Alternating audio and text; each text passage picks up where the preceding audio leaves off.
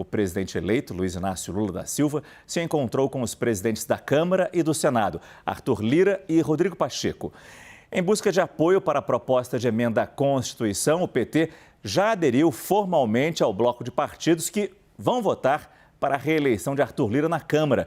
Mas hoje, o PP de Arthur Lira anunciou que vai apoiar a PEC, mas com alterações no texto apresentado. Vamos falar sobre tudo isso ao longo do nosso CNN Prime Time. Começando, claro, com as reuniões de Lula. Quem traz os detalhes desses encontros é o nosso repórter Pedro Teixeira, que passou o dia no hotel onde o presidente eleito fica lá em Brasília. Pedro, boa noite. Tudo bem, Márcio? Boa noite para você, para todos que nos acompanham aqui na CNN. Foram 2 longos encontros, tanto com o presidente da Câmara dos Deputados, Arthur Lira, no qual o presidente eleito Luiz Inácio Lula da Silva ficou aproximadamente 1h30 reunido. Em alguns momentos, segundo auxiliares do presidente eleito, ambos estiveram sozinhos conversando aqui no hotel onde o Lula está hospedado em Brasília. Depois disso, no meio da tarde desta quarta-feira, quem veio ao hotel foi o presidente do Senado, o senador Rodrigo Pacheco, que também permaneceu por aproximadamente 1 hora aqui no hotel, conversando com o presidente eleito Luiz Inácio Lula da Silva. Na pauta, a PEC da transição. Pontos importantes, inclusive, foram ressaltados tanto pelo presidente da Câmara como pelo presidente do Senado, algumas dificuldades que o texto pode enfrentar no Congresso Nacional. E aí a gente já junta com essa informação, Márcio, que você começou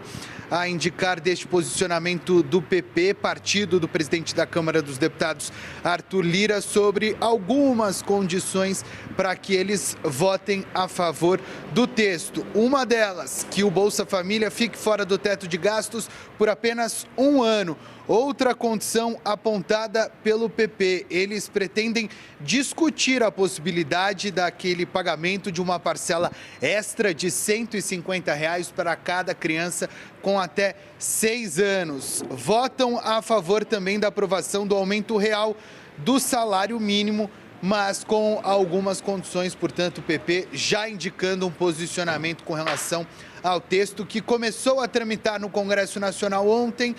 Primeira etapa no Senado Federal, depois da aprovação de uma eventual aprovação no Senado, o texto será analisado pela Câmara dos Deputados. A gente tem um trecho de uma entrevista dada pelo deputado Marcelo Ramos, que é do PSD do Amazonas. Ele afirmou que há clima favorável para aprovação no Congresso Nacional da PEC, mas que os partidos têm algumas condições que precisam ser negociadas com a equipe de transição. A entrevista foi dada no CNN 360 e a gente separou um trecho para você acompanhar agora.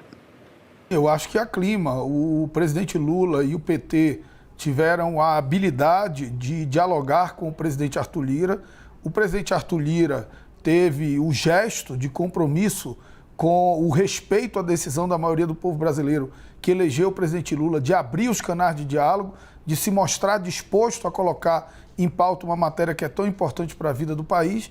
E acho que as dificuldades que porventura aconteçam, no decorrer da tramitação, nós vamos superando. Até porque eu imagino que o decorrer da tramitação tem alguns fatos que possam influenciar na decisão final das casas legislativas sobre ela. Por exemplo, no decorrer da tramitação, você pode ter a indicação de quem será o ministro da Fazenda. Com a indicação de quem será o ministro da Fazenda, você pode ter a indicação de qual será a nova âncora fiscal do Brasil. Então, com isso, você consegue dar uma tranquilidade de que a medida é uma medida excepcional apenas para cumprir um compromisso de campanha, mas, acima de tudo, para garantir aos mais pobres, à população mais sofrida do nosso país, um reajuste no auxílio e também um ganho real no salário mínimo.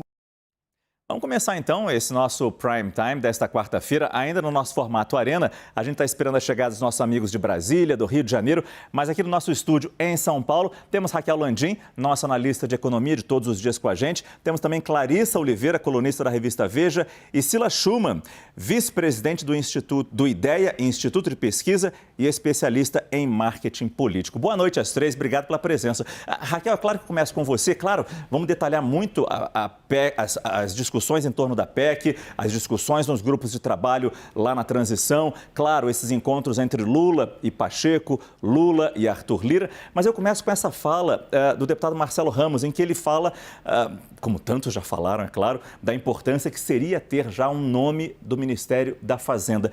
Até agora nada desse nome. O que a gente já tem de adiantado sobre quando teremos isso? E claro, a gente sabe também que são vários ministérios que serão desmembrados da economia. Isso também é uma dificuldade a mais, preencher essas posições todas? Sim, Márcio, esse xadrez é uma dificuldade. Boa noite a você, boa noite, Clarissa, boa noite, Cira. Aliás, uma delícia ter aqui só mulheres, porque geralmente sou só eu e um monte de homem. Hoje está tudo diferente. É um xadrez que é complicado para o Lula, porque se ele decide a posição do Ministério da Fazenda e aí não decide planejamento, e ele quer colocar alguém do PT, supondo, e quer dar um sinal mais liberal no planejamento, e também tem toda a costura política entre os partidos, então não é uma definição muito simples. Já está tomada a decisão, o ex-ministro Nelson Barbosa, da equipe de transição, até falou sobre isso hoje, e essa é uma decisão que já vinha da campanha, de dividir de novo o Ministério da Economia em Fazenda, Planejamento e o Desenvolvimento, Indústria e Comércio. Tem uma avaliação de que não funcionou esse Ministério da Economia tão grande, que os assuntos ficaram atabalhoados e tem uma pressão muito forte da indústria brasileira de ter de novo um representante. Então, é importante para o Lula fechar esse xadrez e fechar também esse apoio partidário. Como cada partido fica representado. Então, não é tão simples. Você pode até anunciar o nome apenas do ministro da Fazenda, eventualmente como ele fez em 2003, né? Clarissa, que foi o ministro da Fazenda, e a ministra do Meio Ambiente, que era a Marina Silva, mas ele precisa já estar com esses outros nomes na cabeça. O que a gente tem ouvido muito dentro do PT hoje é que o Lula pretende esperar a sua diplomação e de Alckmin, que está marcada para o dia 12 de dezembro, daqui a pouquinho. Existe uma expectativa em torno dessa data, de que pode reacender as manifestações dos apoiadores de Jair Bolsonaro. As informações que eu tenho dentro da Polícia Rodoviária Federal é que eles vêm se preparando, o setor de inteligência vem monitorando isso para tentar detectar caso isso vá recrudescer, mas enfim, as informações que a gente tem hoje é que talvez o Lula aguarde mais um pouco, espere passar essa data para começar a definir o time. E Clarissa, sobre esses encontros de Lula hoje com Arthur Lira e Rodrigo Pacheco, o quanto que essas conversas foram só de PEC de transição, quanto montagem de governo, o que a gente sabe dessas conversas? Boa noite, Márcio. Boa noite. Boa noite. Todo mundo que está acompanhando a gente também.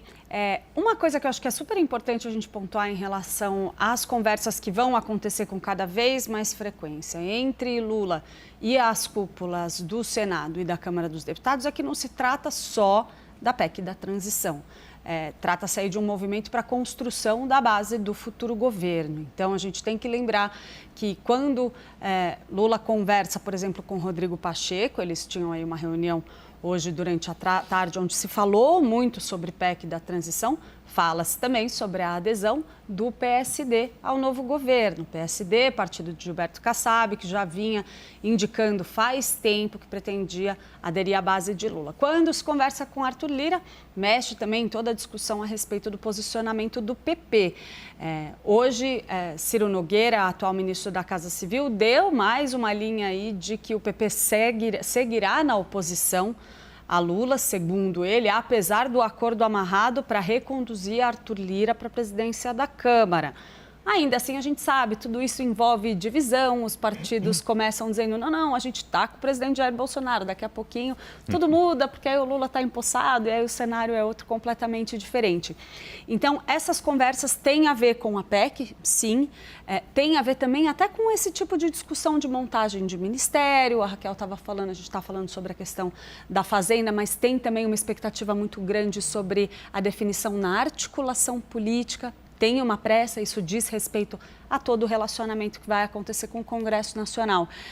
Então, o Lula está fazendo essas conversas e vai fazer cada vez mais. A gente vai ver esse movimento cada vez mais intenso. É a relação institucional padrão que vai se dar daqui para frente. É interessante a gente ter a Cila Schumann hoje aqui com a gente. Ela participou do nosso CNN Prime Time nesse formato Arena, logo no começo, né? Logo depois que houve o resultado. Não, antes do resultado. Antes. Então, mais interessante ainda, porque você pode nos dizer, como especialista em marketing político, como é que a população, como é que as pessoas estão enxergando esse momento de transição. Muito se falou aqui, não sei se foi a Raquel que puxou isso, nessa semana ainda, que nós temos um governo e um presidente que está cada vez mais ausente e um novo presidente eleito que aparecendo cada vez mais, mas ainda nessa indefinição toda. Claro, ele não tomou posse ainda.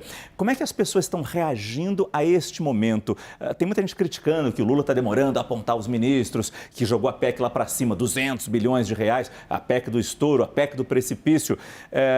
Como é que está sendo a reação entre as pessoas, olhando para as pessoas na rua e olhando com a atenção que você sempre faz deste momento de transição, Cila? Olha, eu diria que a opinião pública está muito ligada hoje na Copa do Mundo, né? Acho que nós, do meio político, é que estamos preocupados mais com o nome dos ministros. Acho que arrefeceu um pouco aquele clima da campanha. A gente fez pesquisa recentemente e viu que as pessoas estão muito divididas sobre os temas todos, seja meio ambiente, segurança pública, economia. Ainda tem um pouco das bolhas, que a gente chama, né? Ou seja, das pessoas se posicionando como estavam na campanha. No entanto, elas se moveram aí. Eu acho que a gente tem um clima de Copa do Mundo, de final do ano, que está um pouco dissipando isso. Agora, como liderança do Lula, o que eu enxergo é que ele é um líder que precisa dele mesmo, né? Então, acho que a chegada dele a Brasília, depois da viagem ao Egito, depois da cirurgia que ele fez, agora eu acho que as coisas vão tomar um outro rumo. Com relação à indicação do ministro, acho que tem uma data importante do ministro da Fazenda, que é a reunião do Copom, que é na próxima semana, e talvez ela adiante um pouco esse nome. Eu ouvi um pouco essa impressão aí de que os ministros da área econômica podem sim ser indicados antes disso.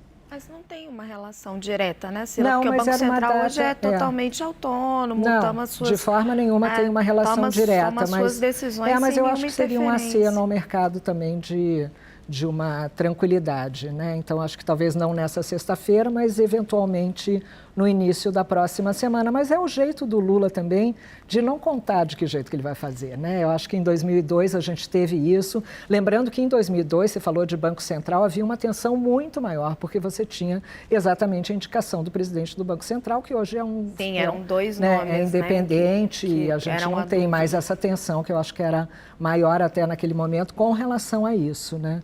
Agora, então, sobre essa... Você até falou um pouco sobre isso, né, Clarissa? Sobre essa conversa um tanto mais explícita, especialmente com Arthur Lira, na questão de, ok, o PT vai apoiar, eu vou apoiar o seu nome para a reeleição na Câmara dos Deputados. A gente falou isso sobre essa semana, é claro, não tem como não falar, mas eu queria ter a tua visão, que você não estava aqui ainda disso.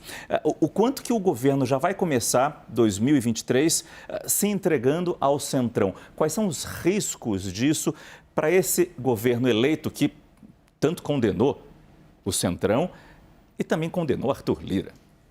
E ele não se entrega só para o Centrão, né? Ele se entrega dessa vez para o orçamento secreto, que o Lula tanto criticou durante a campanha, prometeu tanto que ia mudar esse mecanismo, mas pelo menos pelo movimento que está se dando neste momento, tendo em vista aí a votação da PEC da transição, o que a gente está conseguindo observar é, sim, os petistas e os partidos aliados ao presidente eleito Luiz Inácio Lula da Silva cederem à persistência desse orçamento secreto. Se mais para frente eles vão pensar num mecanismo para dar mais transparência para essas emendas ou não, a gente vai ter que esperar para ver, isso que é fato. Mas uma vez Arthur Lira reconduzido à presidência da Câmara com um apoio tão massivo de tantas bancadas, sendo que ele é um protagonista crucial do orçamento secreto, a tendência é que a gente tenha esse mecanismo perpetuado.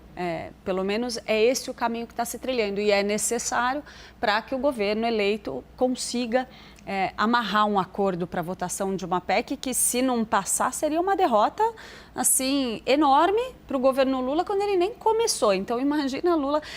eu sei que se fala ainda em deixar a possibilidade de uma medida provisória para liberar o orçamento para o Bolsa Família. Agora, essa não é uma alternativa com a qual Lula está trabalhando, porque seria uma derrota muito grande antes da largada do governo. É uma insegurança jurídica muito grande também.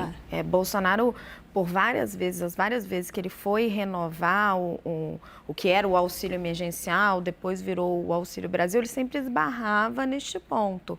O teto de gastos, ele é constitucional.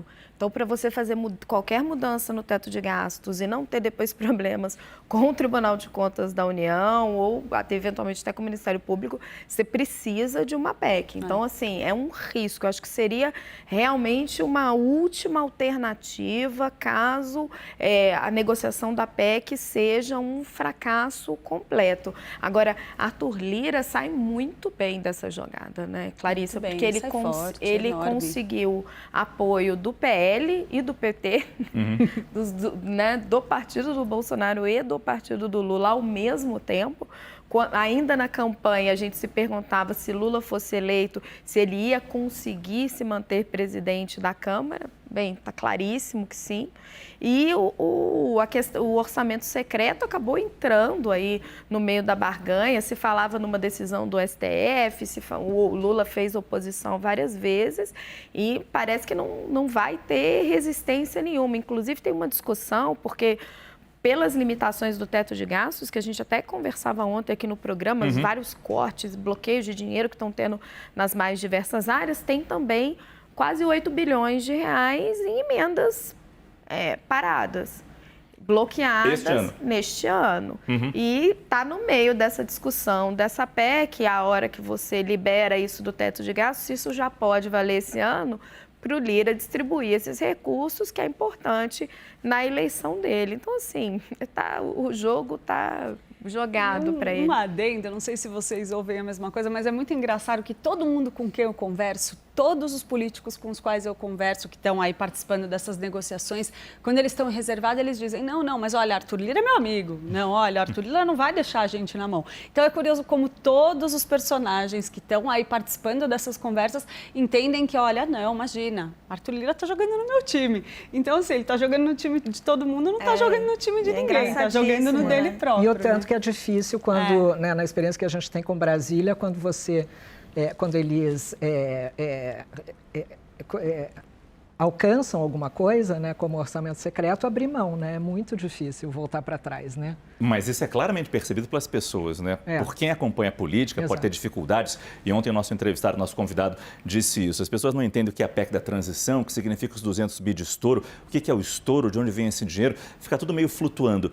Mas o orçamento secreto as pessoas entendem. Sim. E Lula prometeu acabar com esse orçamento secreto. Criticou demais. Quando ele participa dessa negociação, dizendo ou aceitando que o orçamento secreto continue para 2023, e a gente sabe o valor que ele deve atingir, 19 bilhões de reais, como as pessoas reagem?